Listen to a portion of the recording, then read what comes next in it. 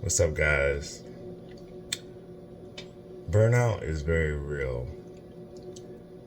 You may get excited about the things you're discovering, you may want to share, and I'm speaking to myself. You may be so happy and thrilled that the tools that you found are working and you want to share it. And you start to share it, and you realize that some of the people that you're sharing things with, they're not getting it. These may be people you love and care about. And you internalize that, and it disturbs you at the point of making you uncomfortable again because they don't get it. And I'm realizing now that it's not for everybody, and it's not for everyone to get. And I have to be okay with that part of the process, because if I'm not aware and I'm not in sync with myself, then I'll lose myself, and it'll take me right back to the lost person. It'll take me right back to the place of salvaging the things that I think that I'm losing. So I'm going in to clean it up. I'm going in to fix it again. But then I get distracted from the journey. Here's the thing.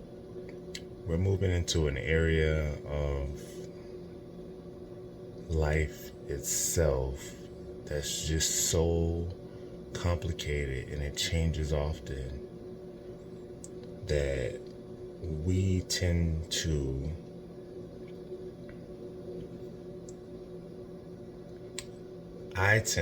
so I know that if I'm doing it, a lot of people are doing it. We advance so much in our progress on this journey that we find ourselves in the same starting point. And then you have to start wondering, why am I at the same starting point? How did I get back at the beginning? I'll say this.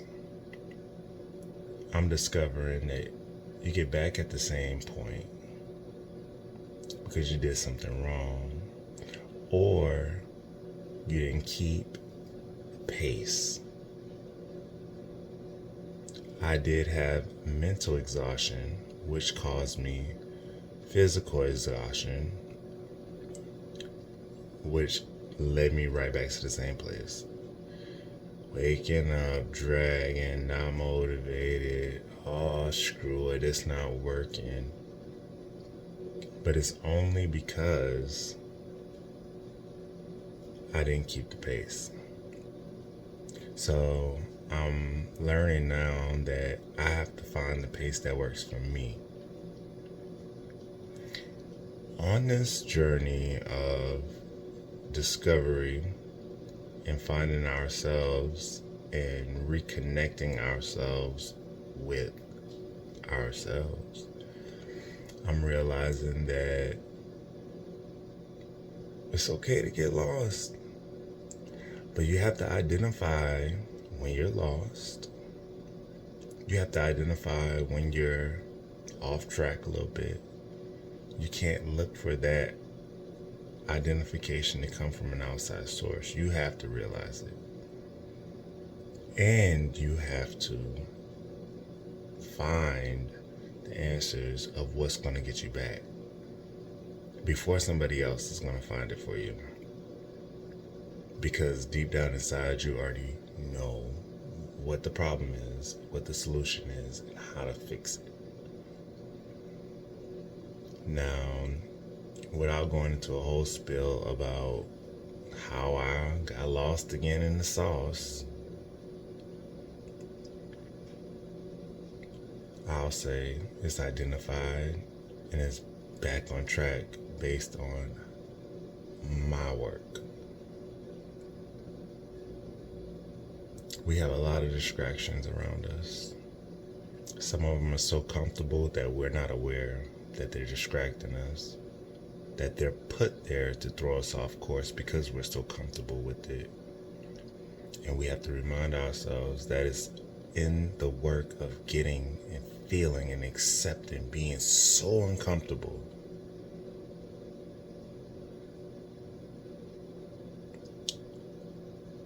that we find our growth. That's where it's at. Because there are patterns, behaviors, trauma, guilt, shame. There's all that buried somewhere. And whenever we bury it well enough and we stride a little bit, that stuff starts popping out, which causes us to go right back to the same behaviors that helped us bury it in the first place. We have to realize that not reburying the same things is where the solution is. Let it out.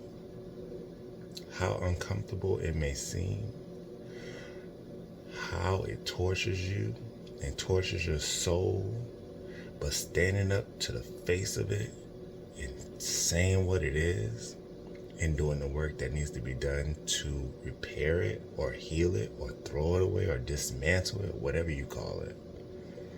That's where the work is. That is the work. But the ultimate goal on this evolutionary journey is peace. What brings the peace? And for sure, we're coming up on winter. We're coming up on a tumultuous time for a lot of people. This is where people get the most lost, the most depressed, the most stressed, the most effed up. So we have to do preventative maintenance. We have to see that it's coming and know what tools do we need in our toolbox to combat it. You got the election, you got disease, you got weather patterns that are wreaking havoc in the world. You got some people who are going to have a lot of depression, anger, and madness inside them. They're going to try to spread that stuff to you, and it's going to spread to you. But you have to identify it and be able to either shift away or shift into. And if you start shifting into it and you realize that's what you're doing, you have to say, well, I'm shifting into this, but I have this tool, whatever tool that may be, that can help me extinguish this. Because you have to protect your orbit, and you have to protect what's happening around you. When you get lost in the sauce all over again, you got to start all over again. And that is one miserable task that is not necessary, but it will keep being miserable and keep being exhausted and keep draining you and keep your mind going and keep you at ease until you change the behavior pattern and what you're doing when this thing pops up.